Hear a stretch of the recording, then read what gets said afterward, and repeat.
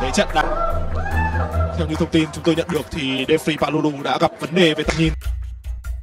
Isang napakagandang balita na naman mga idol para sa ating mga Pinoy boxing fans. Dahil ang pambato natin nagmula pa sa probinsya ng Davao del Norte na si Charlie Suarez at may kasalukuyang kartada ng 16 wins, 9 by way of knockout at walang talo ay mapapalaban nga ngayong April 13 sa bansang Amerika kontra sa kapwa undefeated na si Henry Lebron, isang Puerto Rican fighter. Magandang bakbakan ito mga idol dahil parehas pong walang talo. Kaya't abangan natin yan mga idol. Balikan naman natin mga idol ang laban ng ating pambatong Pinoy na si Charlie Suarez, na pagkatapos na ng 13 laban sa Pilipinas ay napalaban po ang Pinoy sa isang Indonesian boxer na nagngangalang Jeffrey Palulu para sa isang 12 rounds bout sa super featherweight division.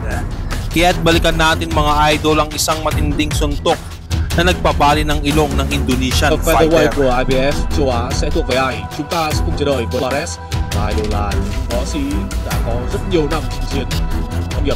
Lúc này thì Palulu là võ sĩ đang vì đó Suarez võ sĩ mới chiếc quần màu đen Quen thuộc của khu vực Đông Nam Á khi mà Charlie Suarez đang giữ chiếc đài WBA. Võ sĩ đang có 13 trận toàn thắng, 5 như là DeFry.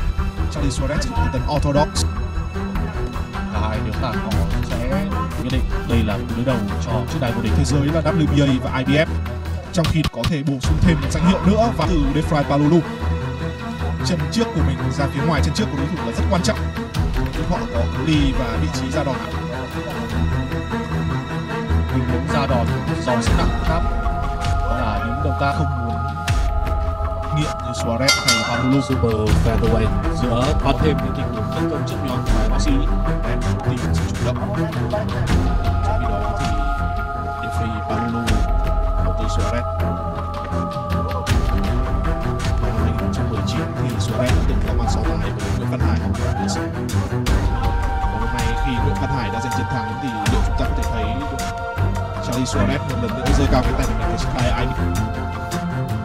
Tất nhiên để giành đài vô địch chắc chắn Lulu cũng đã có cho mình danh hiệu trong quá khứ DBO châu Á Thái Bình Dương, và đó là một góc trái phải rất tốt.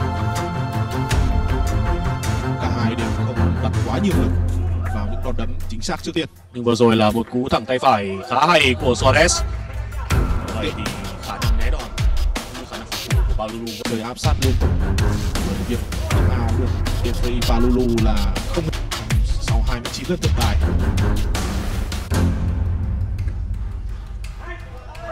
Động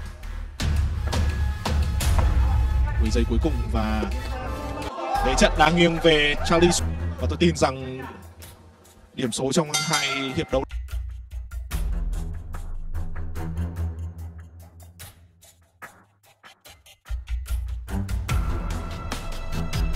Matapos po ang mabibigat na suntok galing kay Suarez, ay talagang matinding pinsala nangyari sa kalaban.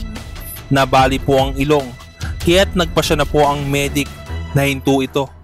Sapagkat kapag pinagpatuloy pa po ang bakbakan, ay mas lalong lalala ang kalagayan ng kalaban.